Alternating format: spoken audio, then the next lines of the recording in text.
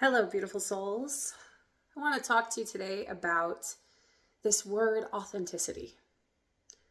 And many of us hear it floating around. It's like, be authentic, be authentic. But what does that actually mean? And how does authenticity actually affect us?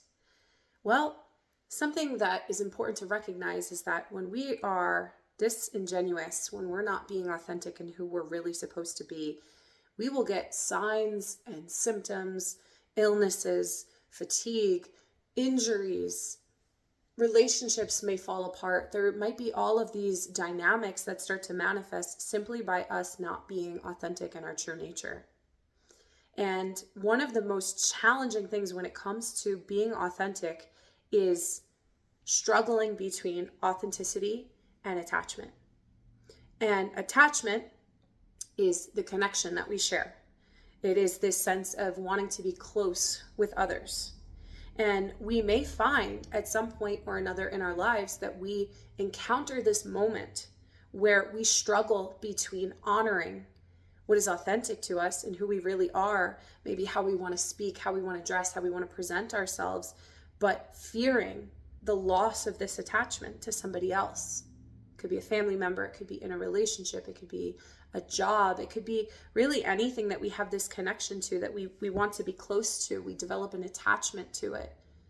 But is the attachment coming from a place of fear and conditioning? And maybe at some point that attachment had served a purpose for us and it allowed us to feel safe. But it reaches a point where is the attachment actually starting to cause us harm mentally, physically? Is it draining us? It's important to really recognize when attachment starts to take away your authenticity. Because when it starts to do that, there comes that point where we have to make a decision of either honoring the attachment or honoring our authenticity. So now how do we understand what is authentic for us? You know, this word is very much thrown around, and it's really easy to say, oh, I'm being authentic, and maybe not even realizing what that means for you or how that's supposed to feel. So I encourage you to start to identify and pause.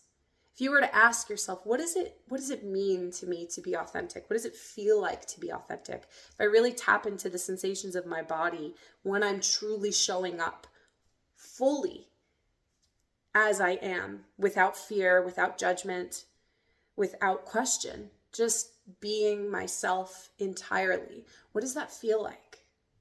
And you might find that it's very expansive, feels very open, it just feels really good. And so when we can start to identify what instances, what places, who are we surrounding ourselves with, what activities are we participating in that invite that authenticity, and starting to recognize when are we not being authentic. Again, what places, what activities, what behaviors, what things are we doing that is, again, tying into this idea of attachment? And recognizing without judging, but just observing and starting to notice how often are you being authentic and how often are you putting an attachment above your own authenticity. So one of the many reasons why I teach the classes that I do is because I really encourage people to discover their authenticity through movement. No longer feeling like they don't have choice in their body. Really starting to let go of the inhibitions of what's possible with movement and finding agency. And you know what? This feels really good, so I'm going to honor that, and starting to familiarize oneself with authentic movement.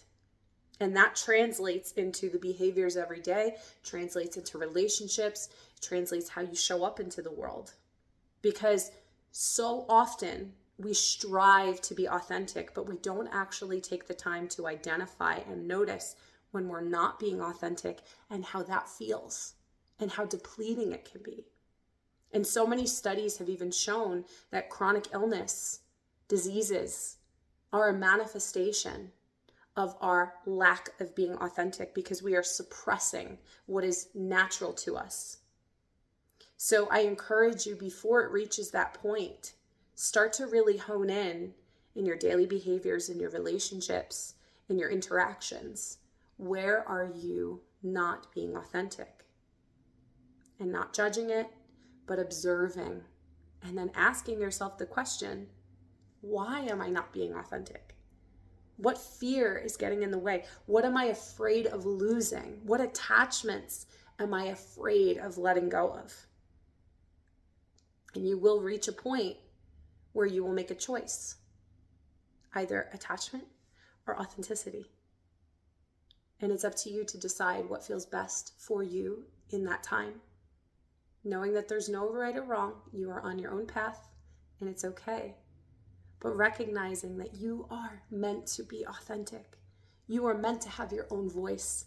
You are meant to have your own beliefs. You are meant to express yourself in the ways that feel so good for you and your life. And it doesn't have to make sense to anybody else. So I encourage you, look at, where am I being authentic in my life? How does that feel? Where am I not being authentic in my life? And why? So with that being said, find your authenticity and go out into the world and share it, and don't be afraid of any judgment, because at the end of the day, you are the only one that can be you, and you are meant to be authentic in your expression. I wish you a beautiful day or night whenever you find this. Bye, guys.